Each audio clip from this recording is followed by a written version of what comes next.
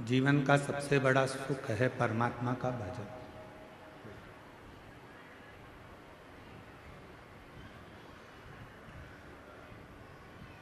संसार में जन्म लिया है, दुख पीछा नहीं छोड़ता। किसी न किसी रूप में दुख, तकलीफ, कष्ट, बीमारी आती ही रहती है।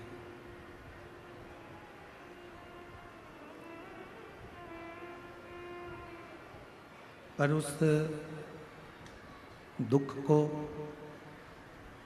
समाप्त कैसे किया जाए, उस दुख को कम कैसे किया जाए, उस तकलीफ को, उस बीमारी को समाप्त कैसे किया जाए,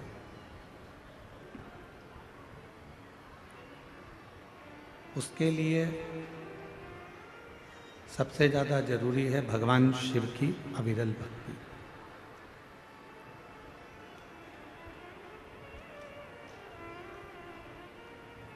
ये कच्चे गांव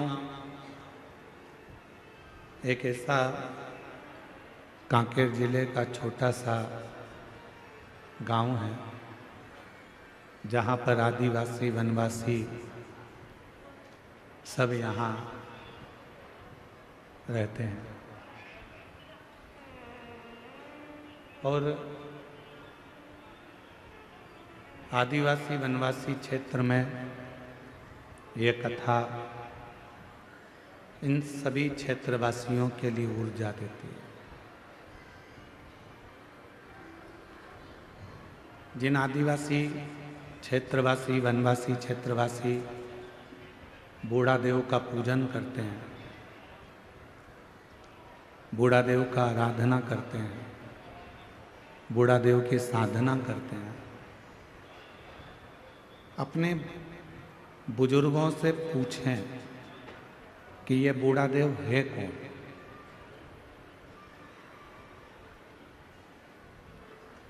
जितने भी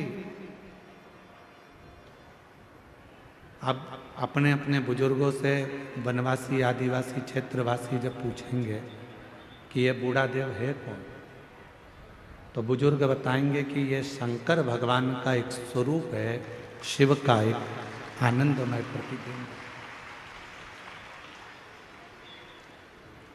भगवान देवाधिदेव महादेव का एक स्वरूप बूढ़ा देव महादेव के रूप में।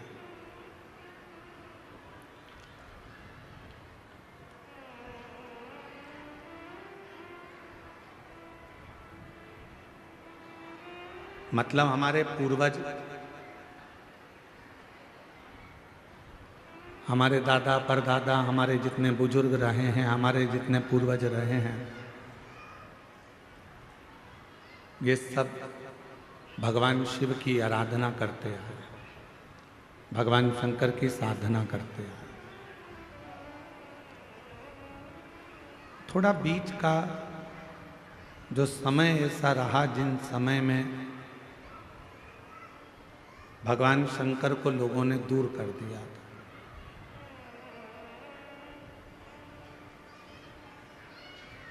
और दुनिया के लोग भगवान शिव जी से दूर होते चले गए थे, भगवान शंकर से दूरी बन गई थी। पर शिव महापुराण की कथा सुनने के बाद, भगवान शंकर की पवित्र कथा का रसतत्व ग्रहण करने के बाद लोगों को ये समझ में आ गया कि अगर संसार सागर से पार उतरना है और इस संसार सागर से अगर पार लगना है तो भगवान देवाधिदेव महादेव को, बूढ़ा देव को एक लोटा जल चढ़ाना ही पड़ेगा, आराधना करना ही पड़ेगा, पूजन करना।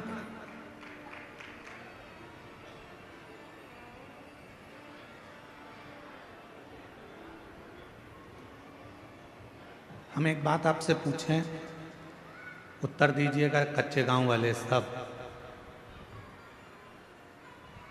समुद्र, विशाल समुद्र बड़े बड़े जहाज को डुबो देता है, विशाल समुद्र बड़े बड़े महल को डुबो देता है। विशाल समुद्र वृक्ष, रोड, बिल्डिंग जब अपने वाली पे आ जाए तो समुद्र सब डुबो देता। पर वो विशाल समुद्र के अंदर यदि तेल की एक बूंद गिर जाए तो क्या वो समुद्र उस बूंद को डुबो देता है? जम के बोलो, नहीं। समुद्र में इतनी सामर्थ्यता नहीं है कि वो तेल की एक बूंद को समुद्र डुबो दे। जहाज डुबो देगा, बड़े बड़े शिप डुबो देगा, बिल्डिंग डुबो देगा, वृक्ष डुबो देगा, सब कुछ डुबोने की सामर्थ्यता समुद्र के जल में है। पर समुद्र तेल की एक छोटी सी बूंद को डुबो नहीं सकता। क्यों? इसलिए तेल एकदम हल्का होता, एकदम हल्का। उसने अपने अंदर भार तत्व को नहीं लिया है। शिव महापुराण की कथा कहती है जैसे समुद्र सबको डुबोने की सामर्थ्यता रखता है पर तेल की एक बूंद को डुबो नहीं सकता है, उसी तरह शिव पुराण की कथा कहती है, भगवान शंकर का चरित्र कहता है कि संसार सागर में आकर सब डूबना है, पर जिसने भगवान शंकर की शरणागति ग्रहण कर ली उसको संसार सागर भी डुबो नहीं पाता।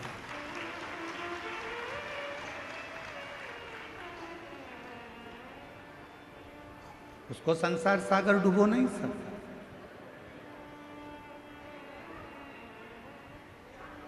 संसार सागर में भी आने के बाद यदि भगवान की अविरल भक्ति को धारण करा है, शिव नाम लिया है, भगवान शंकर का भजन किया है, मंत्र जाप किया है, नाम जाप किया है, तो किसी की सामर्थ्यता नहीं है कि वो आपको डुबो दे। अकाल मृत्यु वो मरे जो काम करे चंडाल का, काल उसका क्या बिगाड़े जो भक्त हो महाकाल का। जो शिव का उपासक हो, जो भगवान शंकर की आराधना में डूबा रहता हो, फिर काल उसका कुछ नहीं बिगाड़ सकता।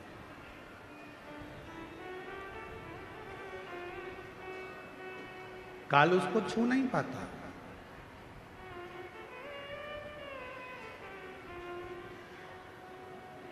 उसको छूना बड़ा कठिन हो जाता है।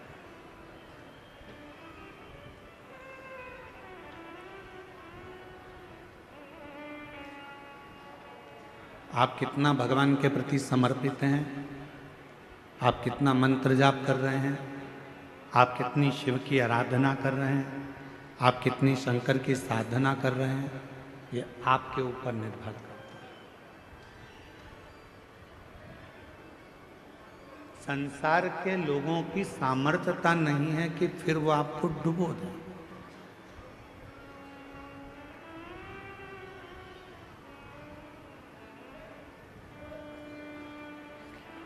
यहाँ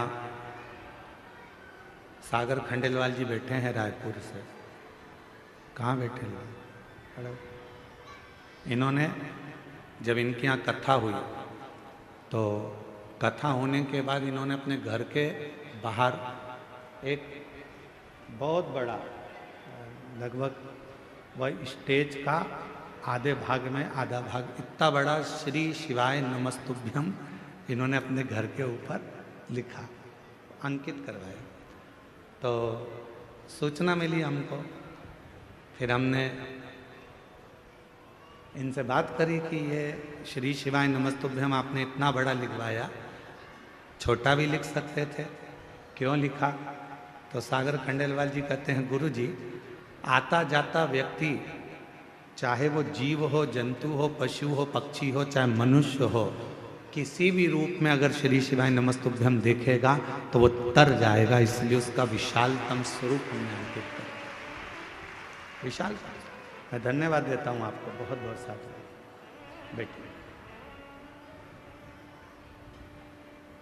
एक मंत्र, एक जप, एक साधना, एक आराधना जब हम मूल रूप से ग्रहण करते हैं, मूलतः के साथ जब हम उसको भजते हैं, तो वो हमें सुख देता है, हमें आनंद देता है।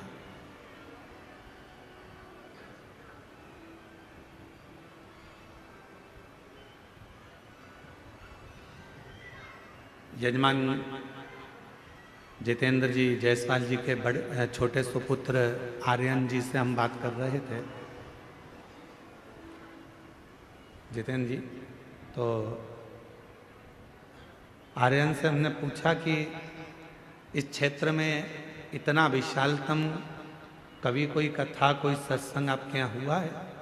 तो आर्यन जी बोल रहे थे कि गुरुजी, वो तो बाबा की कृपा है और भोलेनाथ जी ने इस कथा को करवाया, हमको ही नहीं मालूम पड़ रहा कि कैसे कथा चल रही है और कैसे शिव भक्त इसको श्रवण कर। आर्यन, साधुवाद है आपको इस चीज के लिए। तो ये शिव की कृपा के बिना नहीं हो सकता। आप अपन सोचें कि ये अपन कर रहे हैं तो ये नहीं है। मेरा आपकी कृपा से सब काम हो रहा,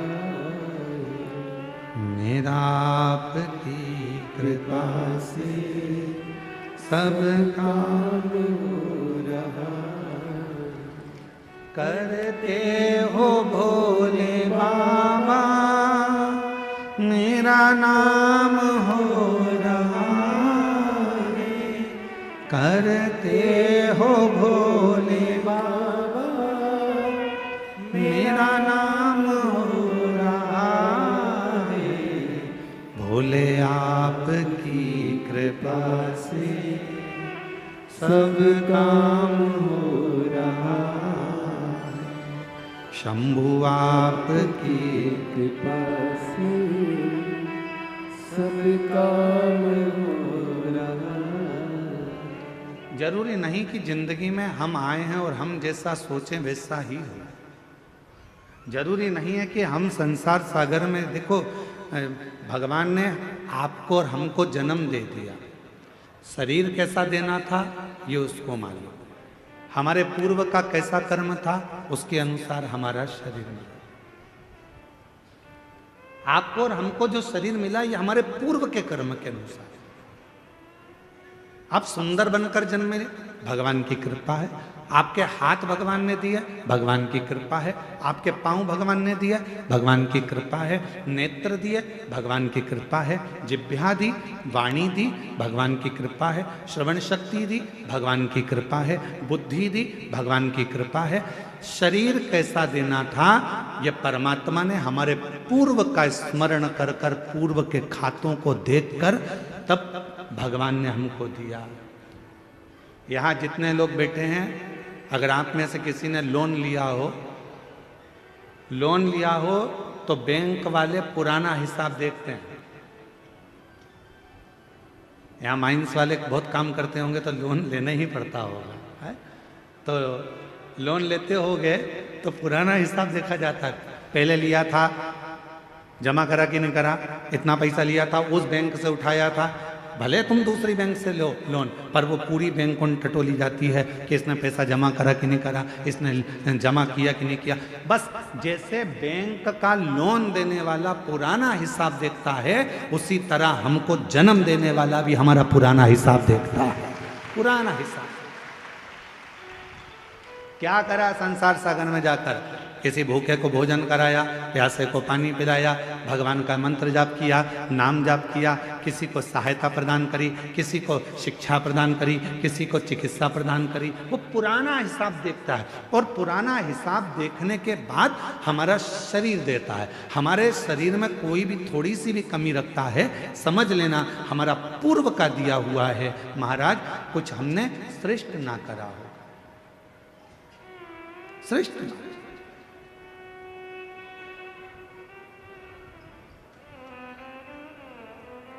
धृतराष्ट्र नेत्र नहीं है। एक बार भगवान द्वारकानाथ से धृतराष्ट्र ने पूछ लिया, क्या बता सकते हो कि मेरे नेत्र क्यों नहीं है? मैं इतना सुंदर जन्मा, मैं इतने बड़े राज्य का राजा बना, मैं इतना बड़ा नरेश बना, मैं इस हस्तिनापुर का राज सिंहासन संभाल रहा हूं और मेरे नेत्र नहीं है। आप बता सकते हो कि मेरी किस्मत ऐसी क्यों लिखी? भगवान द्वारकानाथ ने कहा, पूर्व जन्म में तुम एक सुंदर राजकुमार थे, एक हंस को देख लिया था, उस हंसनी को पकड़ने के चक्कर में वो तुम्हारे हाथ ना आई, तो उसके साथ में जितने भी लोग बच्चे थे उन सब के नेत्र तुमने हर लिए थे, इसलिए तुम्हारे नेत्रों को हरा गया। पूर्व का करना, कोई पिछले जन्म के अच्छे कर्म मुझे बाबा दे, कोई पिछले जन्म के अच्छे कर्म मुझे बाबा तेरा साथ मिला। जहाँ सारी दुनिया झुकती है, जहाँ सारी दुनिया झुकती है, मुझे वो आली दरबार मिला, दरबार मिला।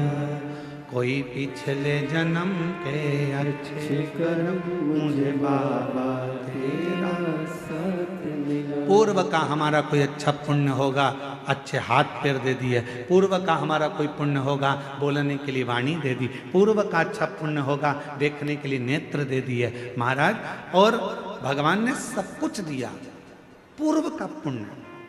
और फिर याद रखो, हमारे और आपके पिछले जन्म का कोई अच्छा कर्म होगा जो शिव महापुराण की कथा कच्चे गांव में दे दी, ये पुण्य है।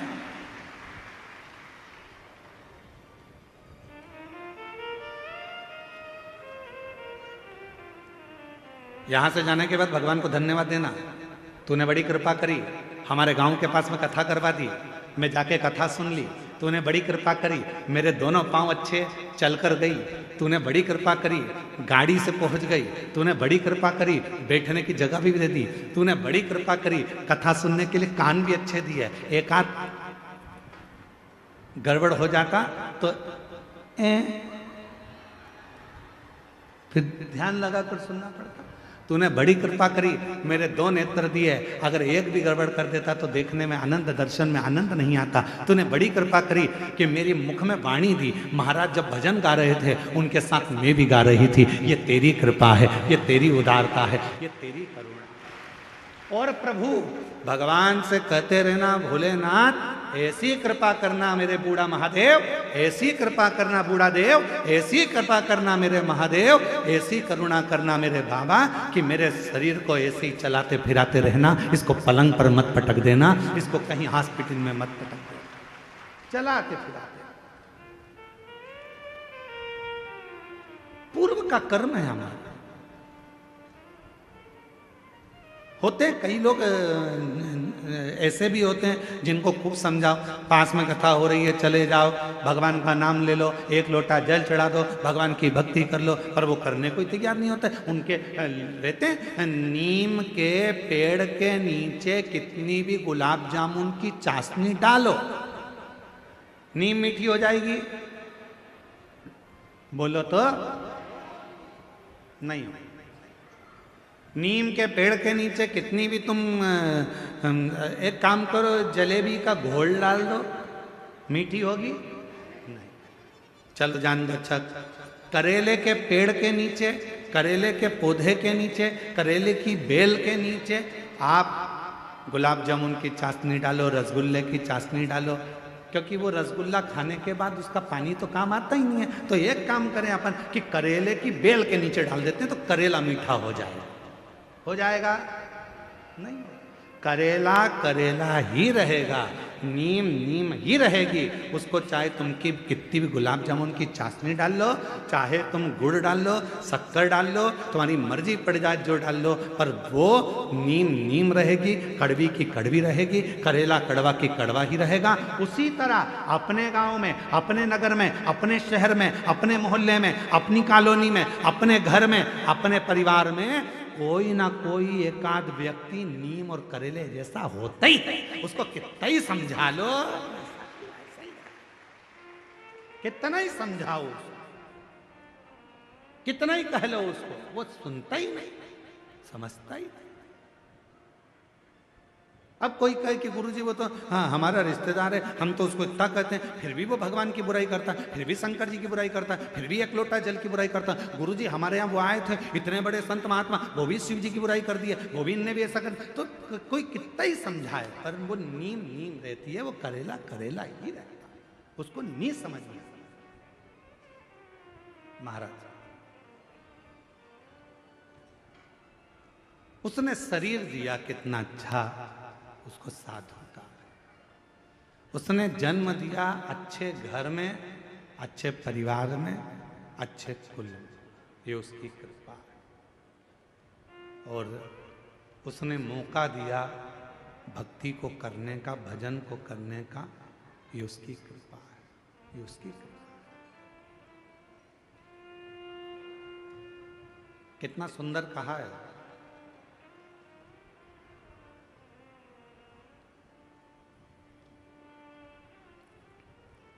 एक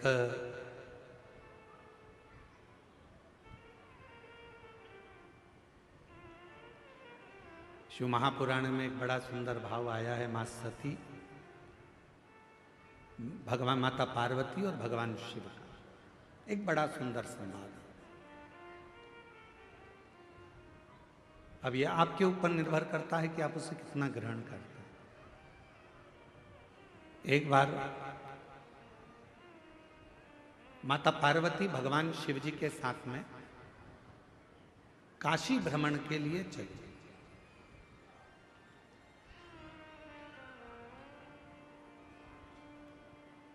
नंदी पर बैठकर मां पार्वती जी बाबा भोलेनाथ जी के साथ चली।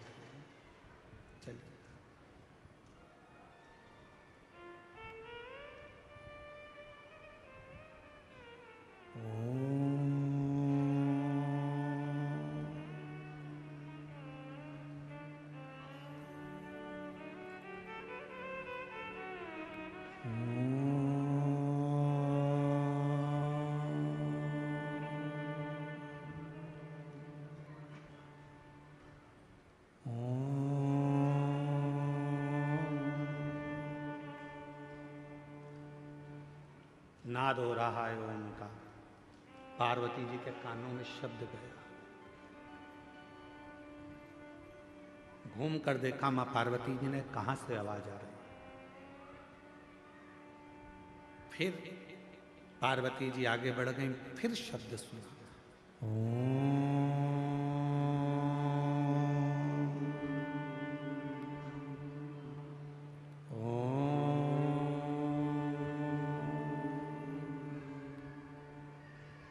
फिर पार्वती जी ने नंदी को रोका, नंदी रुको, जरा ठहरो नंदी। रुका नंदी। शिव जी ने पूछा पार्वती क्या बात है, तुमने नंदी को क्यों रोका है? पार्वती जी कहती है मुझे कोई मंत्र का जाप कर रहा है, कोई मंत्र भज रहा है, और कोई मंत्र का जाप कर रहा है, इसलिए मेरा मन कर रहा है कि एक बार उसको देखूं तो सही कौन मंत्र का जाप कर रहा है।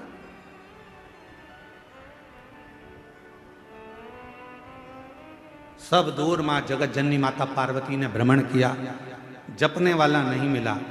फिर नाद हुआ,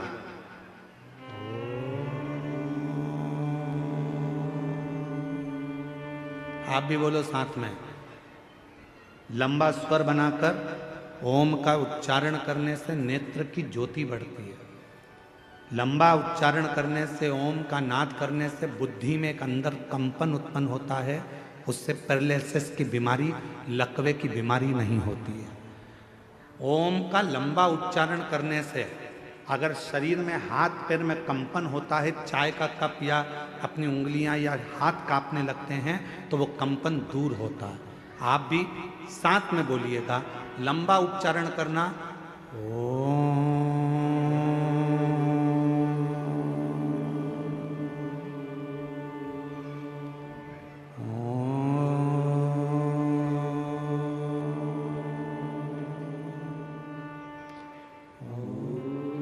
लंबा उच्चारण करते हुए, वाणी को स्थिर करते हुए, नेत्र को बंद कर कर हृदय के अंदर झांकते हुए उच्चारण करेंगे। लकवे की बीमारी नहीं होगी, पैरालिसिस नहीं होगा, हाथ का कंपन दूर होगा और बुद्धि तीव्र होगी। साथ में बोलते चले,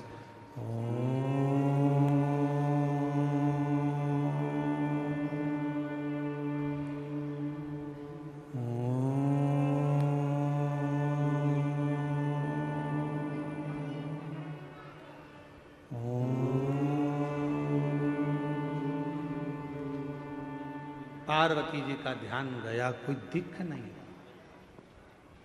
कुछ नहीं दिखा।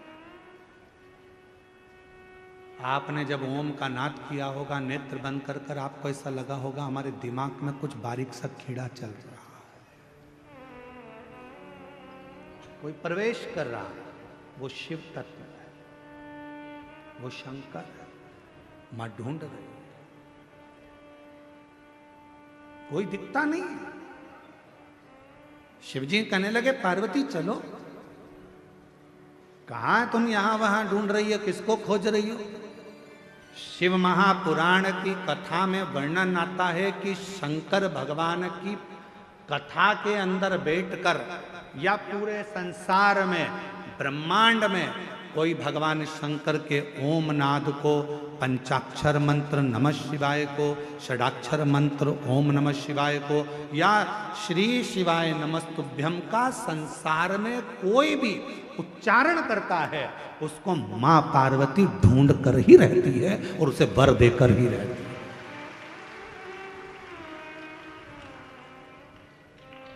मेरी मां जगत जननी उसको वर प्रदान करती है।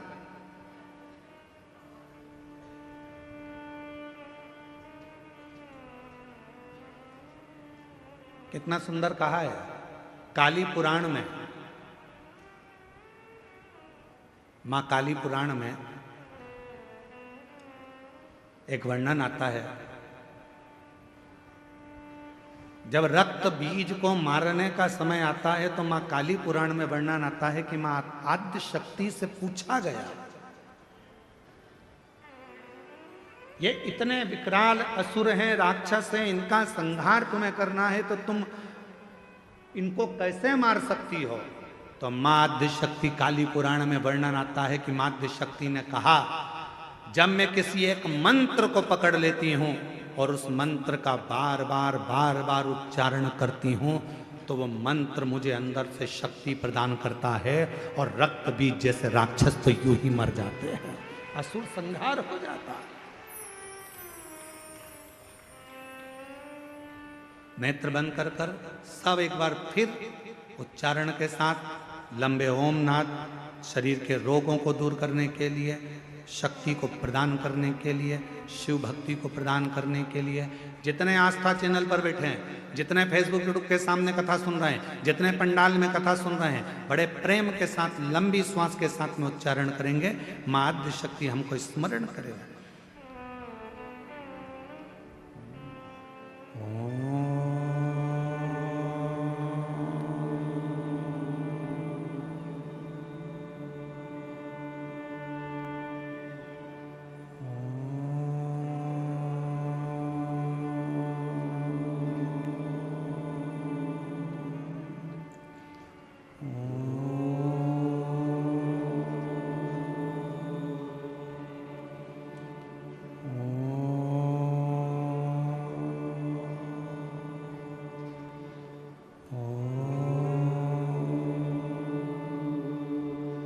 धीरे धीरे अपने नेत्रों को खोलें।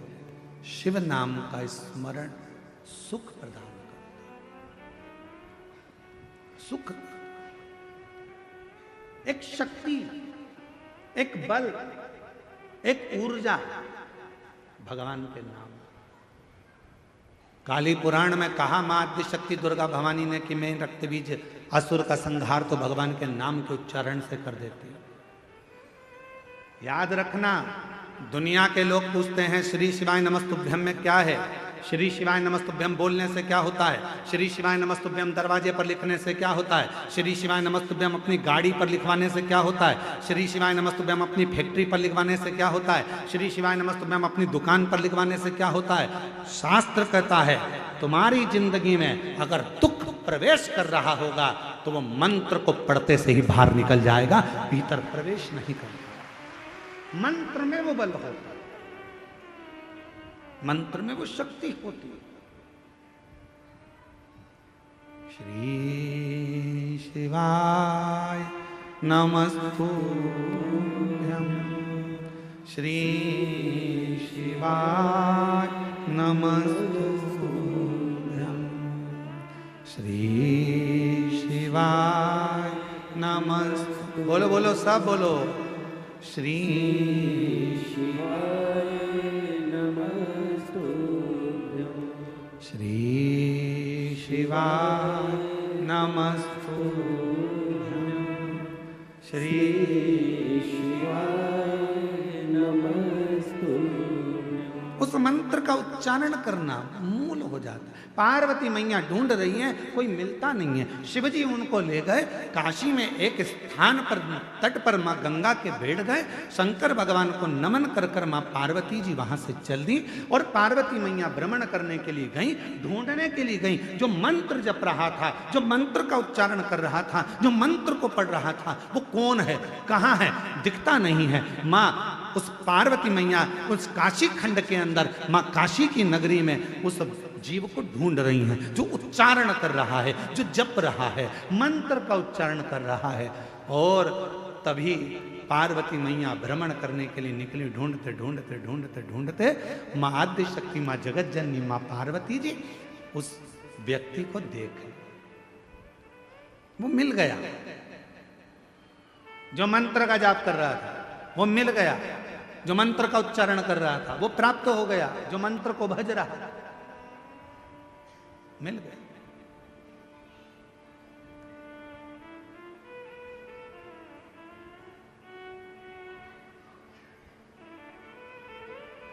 शिवजी से पार्वती जी ने विनय करी, मैंने उसको ढूंढ लिया है जो मंत्र पढ़ रहा था, जो मंत्र का जप कर रहा था, मैंने उसको ढूंढ लिया। बाबा चलो एक बार उस पर भी कृपा कर दो, जो मंत्र का जप कर रहा था उस पर करुणा कर दो। शिवजी बहुत तेज हंसे, ढाका लगाकर खूब तेज बाबा भोलेनाथ हंस दिए। अब पत्नी कुछ कहे और पति जम के हंस दे तो पत्नी को गुस्सा आने लगता है बहुत तेज। मैं तुमसे कुछ कहती हूं और तुम मेरी बात को हवा में उड़ा देते हो। मैं तुमको कुछ कहती हूं और तुम हंस के निकाल देते हो। मेरी बात तो तुम सुनते ही नहीं, मेरी बात तो तुम स्वीकारते ही नहीं। पति हंस देता। अब कौन समझाए कि पत्नी कुछ कहती है तो पति क्यों हंसता है? उसका एक कारण है कि धर्म पत्नी की बात पर पति इसलिए हंसता है कि तू कोई सी छोटी छोटी बात को अपने माइंड में क्यों लेती है। मैं हूं ना, तुझे मुझ पे भरोसा है ना, तो फिर क्या टेंशन है? तुम्हारे भाई ने ये कर दिया, तुम्हारी बहन ने ये कर दिया, रिश्तेदार ने ये कर दिया, नातेदार ने वो कर दिया। अरे आग लगे बस्ती में, अपन रहो मस्ती में। क्या किसको रोइए, चादर तान के सोच। अपने को क्या करना, क्या टेंशन लेना अपने को।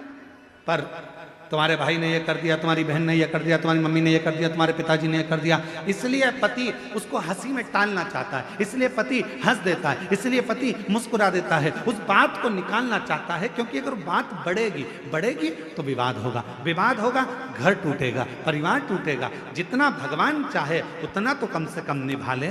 परमात्मा से प्रार्थना करो।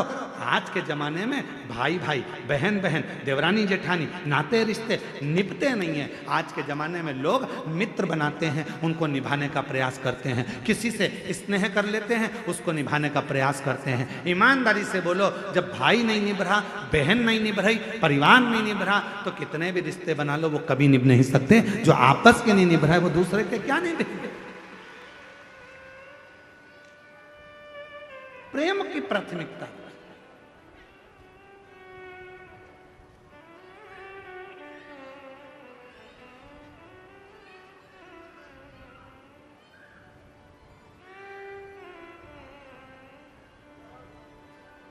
हमारे यहाँ कुबेरेश्वर बाबा के पवित्र धाम में कई लोग आते हैं, साथ में बर्तन भी लाते हैं, आटा भी लाते हैं, दाल भी लाते हैं, चावल भी लाते हैं, और पीछे बेलपत्री की जहाँ वाटिका है, वहाँ जहाँ बट वृक्ष है, वहाँ कहीं पर भी बैठकर अपना भोजन बनाते पाते, परिवार के साथ बैठकर भोजन करते। उनको देखकर हमें बड़ी प्रसन्नता होती है। हम कई लोगों से मिलने भी जाते हैं, वहाँ पर अगर सीहोर रहते हैं तो हम उनके पास जाते हैं, बोलते हैं भगवान बड़ी कृपा करा है आप पर कि कम से कम आज आपका पूरा परिवार बाबा के धाम में बैठकर भोजन तो कर रहा है। इससे बढ़कर सुख और क्या हो सकता है? निवेदन है, अगर सनातन धर्म को मजबूत करना है, भारत की भूमि पर सनातन धर्म की मजबूती चाहते हो, तो अपने घर में एक नियम बनाओ, हफ्ते में कम से कम एक दिन पूरे परिवार के साथ मिलकर भोजन करने का प्रयास करो। तो धीरे धीरे वो कुटुंब जब एक साथ जुड़ेगा, वो परिवार एक साथ जुड़ेगा, जब कुटुंब हमारा जुड़ना चालू होगा, तो फिर हम पर कोई आक्रमण नहीं कर सकता, आक्रमण नहीं कर सकता।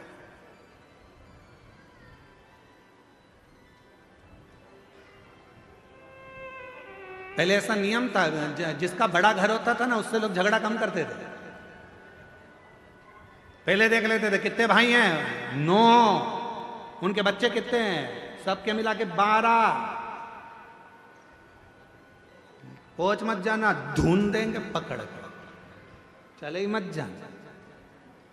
देखते थे बड़ा परिवार है, झगड़ा नहीं करना, बड़े परिवार है, लड़ना नहीं है, बड़ा परिवार है, इनकी बहुत दूर दूर पहचान है, वहाँ वहाँ वहाँ सब भाइयों की, एक की ससुराल उसकी यहाँ है तो एक की ससुराल उसकी यहाँ है, 9 तो यही है, ससुराल वाले गिन लो तो ऐसे 150-200 हैं। भीड़ मत जाना, लड़ मत लेना। विचार लड़ाई ना हो, परिवार में कुटुंब में एकजुटता रखिए, थोड़ा जुड़ने का प्रयास करो, थोड़ा जोड़ने का प्रयास करो। अब शिव जी मुस्कुरा दिए, भगवान शंकर बहुत तेज ठाका लगाकर हंसे, और बाबा देवादिदेव महादेव ने जैसे ही ठाका लगाकर हंसे, शंकर भगवान जैसे ही हंसे तो पार्वती जी को थोड़ा सा गुस्सा आ गया। पार्वती जी ने कहा, प्रभु मैं इतनी जरूरी बात आपसे कह रही हूं और आप हंस रहे, आप मुस्कुरा रहे। भगवान भोलेनाथ जी ने कहा, पार्वती तू क्या कहना चाहती है मैं जानता हूं।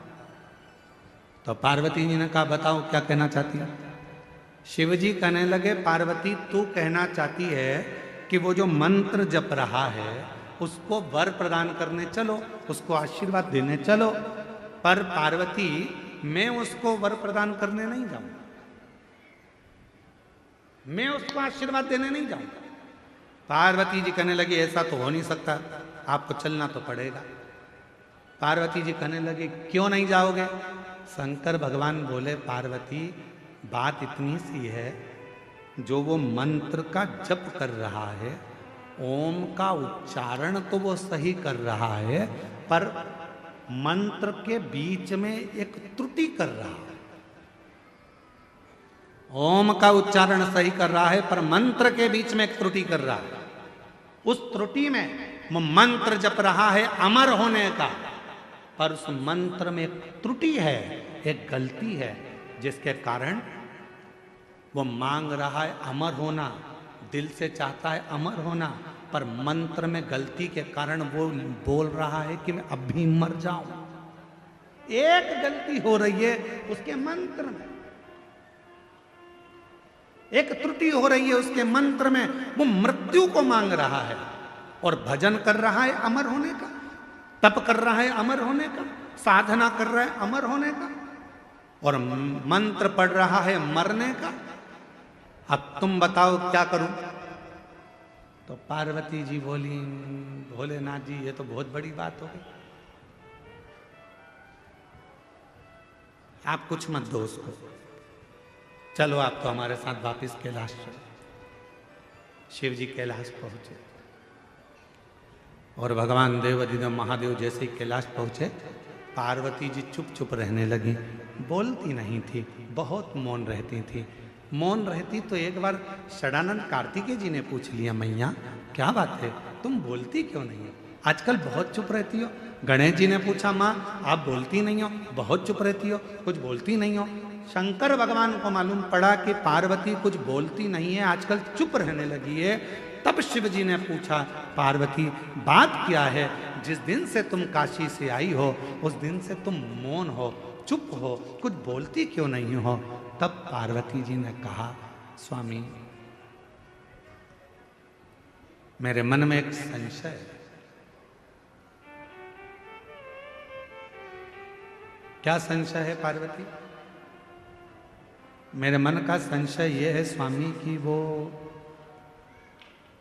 जो काशी में जप रहा था, मंत्र गलत पढ़ रहा था और मांग सही रहा था, ऐसे ना जाने संसार में कितने लोग होंगे।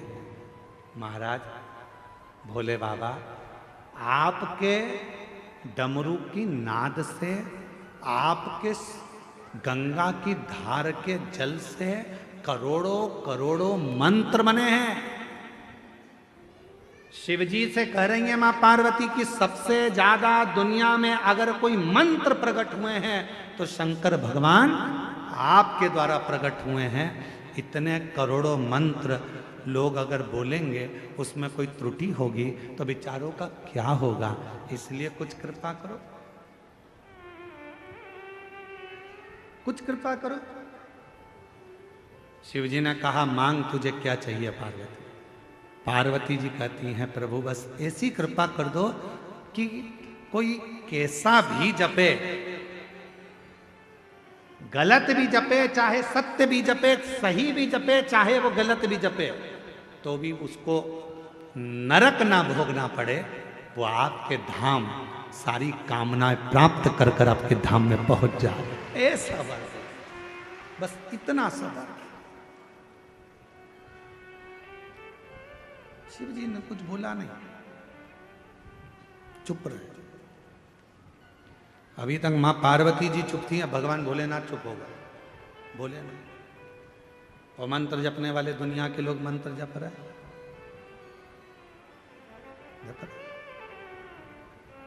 ओम नमः शिवाय, ओम नमः शिवाय, ओम नमः शिवाय, नमः शिवाय, हरिहर नमः शिवाय, गोरा नमः शिवाय, हरिहर नमः शिवाय, गोरा नमः शिवाय, ओम नमः शिवाय, ओम नमः शिवाय। जपने वाले जप रहे हैं, भजन करने वाले भजन कर रहे हैं, मंत्र बोलने वाले मंत्र कर रहे हैं, साधना करने वाले साधना कर रहे हैं। शिव जी मौन हो गए, पार्वती जी से रहा नहीं गया, भोले बाबा के पास एक लोटा जल चढ़ाकर बोली, आप चुप हो जाओगे तो हम कहाँ जाएंगे, कृपा करो, कुछ तो करुणा करो। शिव जी ने कहा, पार्वती क्या दूं मैं, क्या दूं?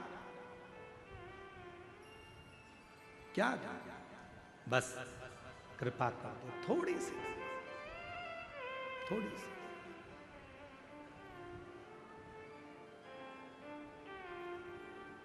आप तो दयालु हो। पार्वती जी ने कहा, मैंने मेरे पिता हिमालय राज के मुख से सुना था, शंकर भगवान के शिवलिंग का भी अगर कोई स्पर्श ना कर पाए, पार्वती जी कर रही हैं, हिमालय राज के मुख से, मेरे पिता के मुख से सुना था, यदि कोई भगवान शंकर के मंदिर में जाकर भगवान शंकर के शिवलिंग का स्पर्श भी ना कर पाए, और यदि वो अपने घर से एक लोटा जल लेकर जाए और दोनों हाथों से जब उस लोटे को पकड़ता है, एक लोटे जल को वो जब दोनों हाथों से पकड़ता है, तो उसके हाथ की रेखाएं कितनी भी विपरीत हो, जल चढ़ते से ही वो रेखा सीधी हो जाती है। कितनी भी विपरीत क्यों ना, सारी समस्या का हल एक लोटा जल। एक पत्र है, देखिए,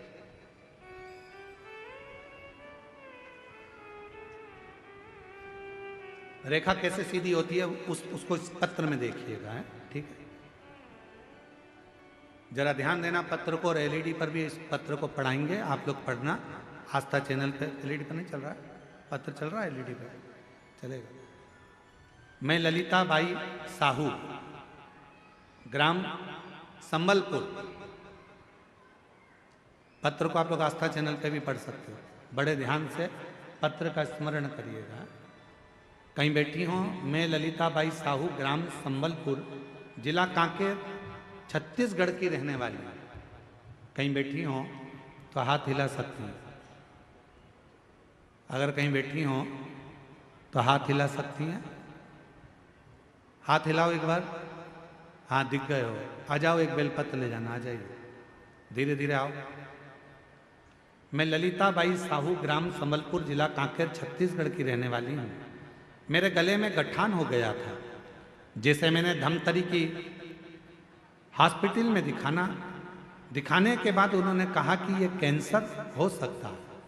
बोलकर हम रायपुर चले गए, और रायपुर में जाकर रायपुर में भेजा गया, जहां मैंने कान के पास में से टुकड़ा निकाला गया, छोटा सा ऑपरेशन कर कर कान के पास से टुकड़ा निकालकर उसे मुंबई भेजा गया, जिसमें चेक कराया गया तो कैंसर की पुष्टि हो गई कि मुझे कैंसर बताया गया।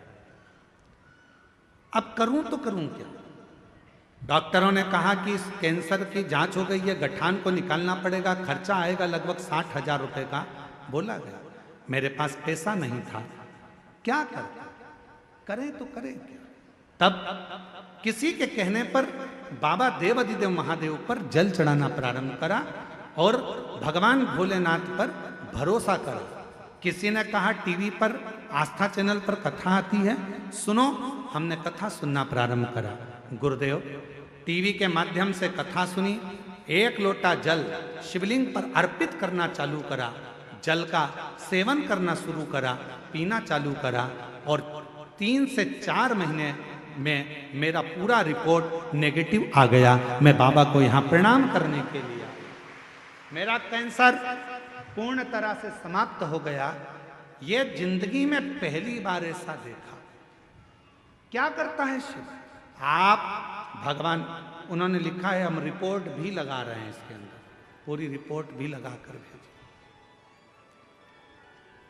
और तेरी कृपा का क्या है भरोसा, कब किस पर हो जाए, जरा सी हम पर कर दो, जरा सी। आप शिव जी के मंदिर जा रहे हैं, भगवान शंकर के मंदिर में जाकर लोटा जल चढ़ा रहे हैं। शंकर भगवान के शिवलिंग का यदि आप स्पर्श भी ना कर पाए, कोई बात, स्पर्श भी ना कर पाए तो कोई बात नहीं है। आप भगवान शंकर के शिवलिंग पर जल चढ़ाने के लिए जब लोटा भर कर लेकर जाते हैं, अपना हाथ में अपने घर से जब लोटा लेकर जाते हैं जल चढ़ाने के लिए, उस लोटे पर अपना हाथ आता है। देखो हाथ के निशान बड़े काम आते हैं, बड़े काम।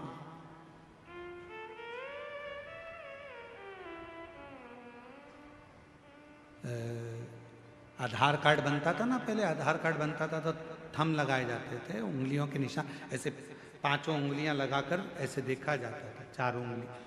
फिर नेत्र, रजिस्ट्री कराने जाओ तो हाथ के थंब लगवाते। बोलो बोलो सही है कि गलत है? थंब लगवाते। कोई भी काम है तो उसमें थंब की जरूरत पड़ती है।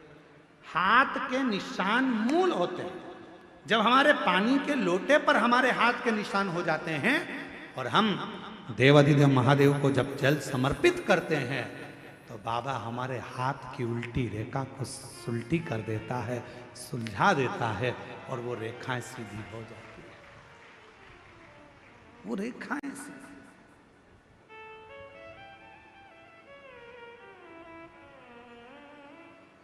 क्या नहीं देता शिव?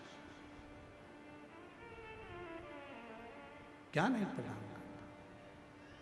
रेखा कैसे नहीं सुधरती? एक पत्र और है, देखो जरा कितना सुंदर पत्र है, वो भी देखिए।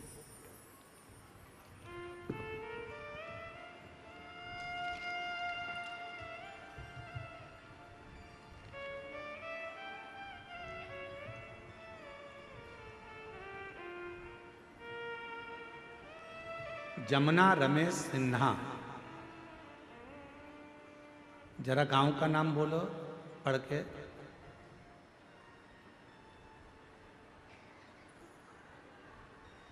बोलो जम के तो बोलो। मरकतुल्ला, हाँ वो ठीक है। कच्चे, जिला बालोद, ठीक है।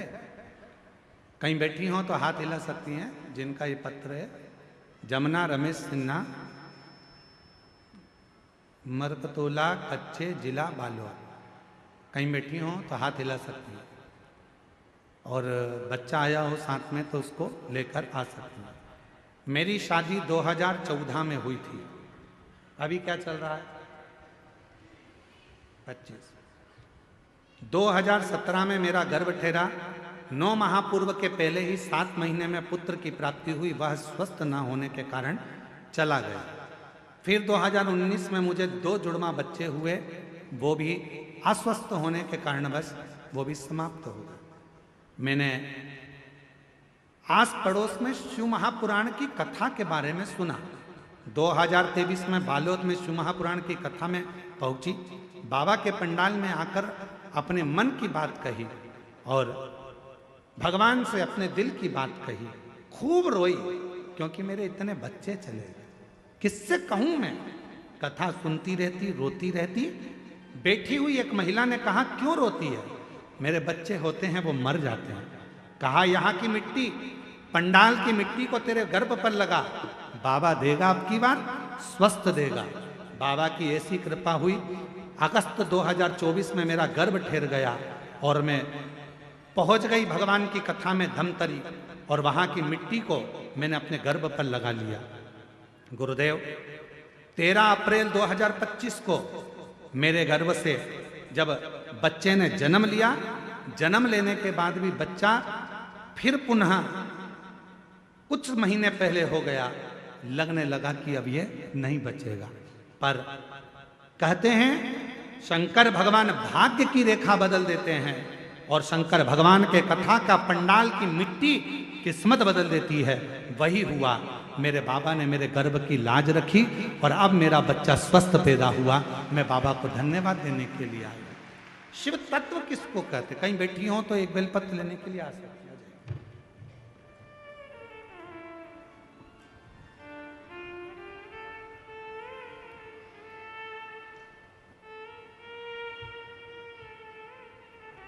ठीक है।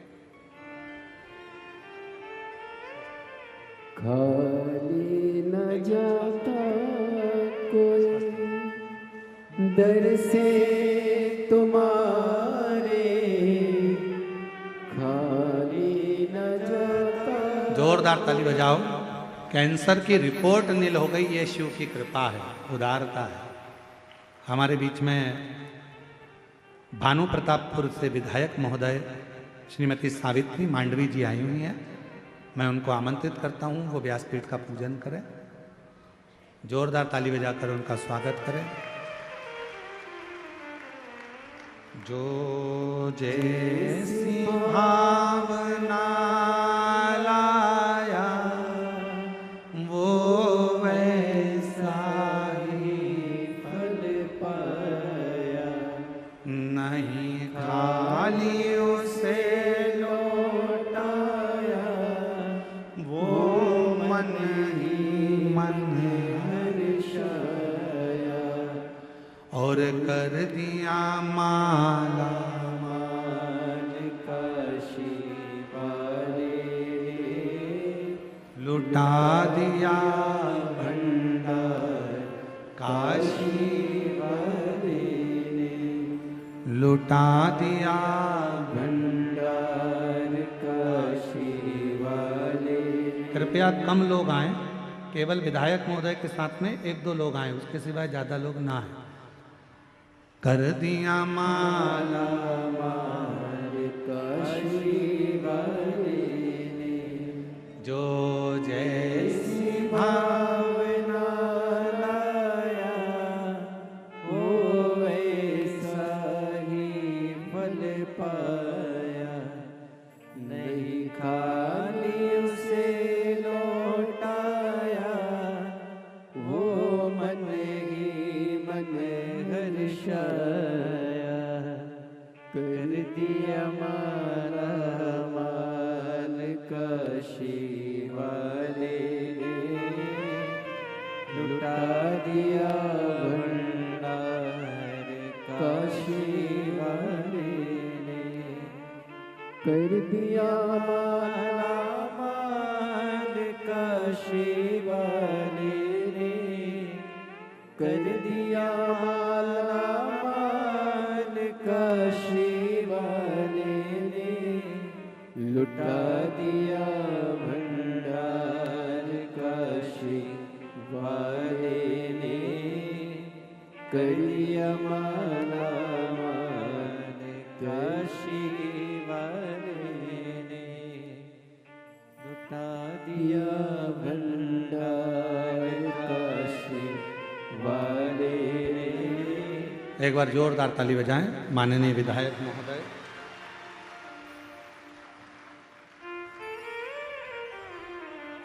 श्रीमती सावित्री जी मांडवी, विधायक भानु प्रतापपुर छत्तीसगढ़।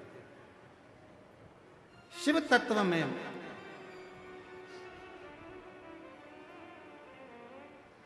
भगवान देवादिदेव महादेव की सेवा में, भगवान शंकर की अविरल भक्ति में, शिव जी को 1 लोटा जल चढ़ाने में, शिव महापुराण की कथा पंडाल में सुनने में, वो शक्ति, वो बल होता है। किस जगह पर कब काम आता है आपको भी समझ में नहीं आता कि वो बल कहाँ है, वो शक्ति किस जगह काम है।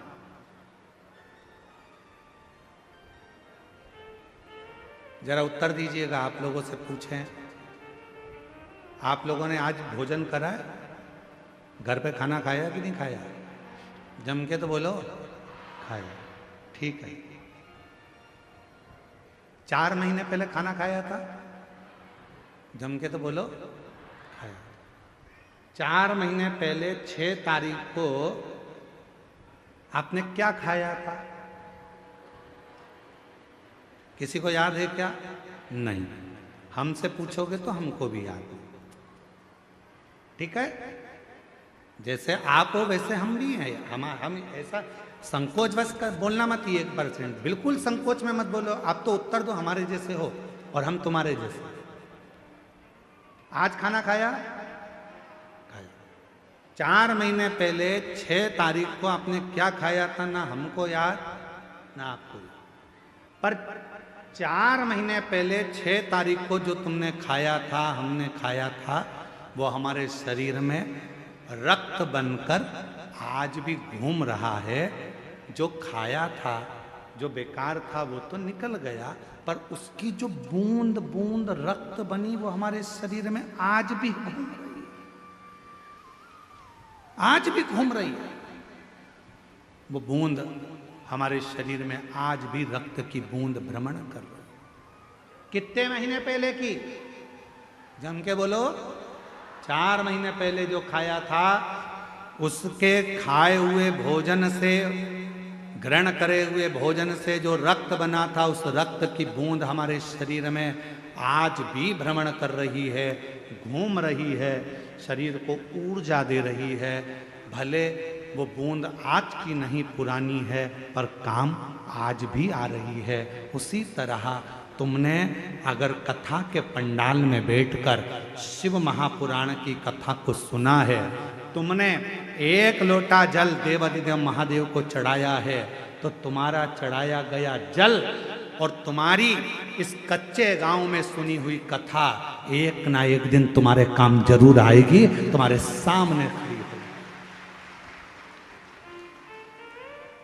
एक दिन वो तुम्हारे सम्मुख में आएगी, जब तुम्हारी दुख की कोई घड़ी होगी, कोई पल, कोई क्षण, कोई कष्ट का होगा, कोई तकलीफ का होगा, तब तुम्हारे को याद आएगा, मैंने कच्चे गांव में कथा सुनी है। वहां की मिट्टी को मैं आरती होने के बाद, जब आरती पूरी हो गई, आरती होने के बाद जब मैं वहां से चली, तो वहां की मिट्टी को मैंने अपने शरीर पर लगाया था। वहां की थोड़ी सी मिट्टी मेरे पास में रखी है। मैं कंकर शंकर की पूजन कुबेरेश्वर धाम कर आई थी। मैं कुबेर भंडारी के यहाँ सीहोर गई थी, वहां मैंने कंकर शंकर की पूजन करी थी। वहां से मैं रुद्राक्ष लाई थी, कंकर लाई थी। वो कंकर मेरे पास रखा है। मेरे तकलीफ नहीं रह सकती। अगर तकलीफ आई है, कष्ट आया है, दुख आया है, तो निश्चित है कि वो दुख मिटेगा जरूर। और तुमने उस कंकर को 1 लोटा जल चढ़ाना प्रारंभ करा, रुद्राक्ष को गलाकर शिव को चढ़ाना प्रारंभ करा, पंडाल की मिट्टी को शरीर पर लगाना प्रारंभ करा। बेटे ने कहा, मम्मी मुझे ये तकलीफ है, मेरा ये काम अटक रहा है, और तुमने कहा चिंता मत कर, ये रुद्राक्ष लेकर जा, बाबा पूर्ण करेगा। और बाबा ने पूर्ण कर दिया। वो काम आएगा, आज नहीं तो कल, पर आएगा, आएगा।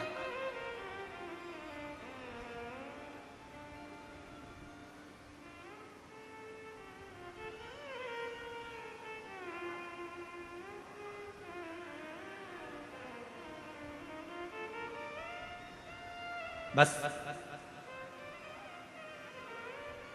संजो कर रखो इस शिव महापुराण की कथा। पार्वती जी ने हाथ जोड़कर कहा कि उसने मंत्र गलत पढ़ा, मैं मानती हूँ, पर संसार में ना जाने कितने लोग हैं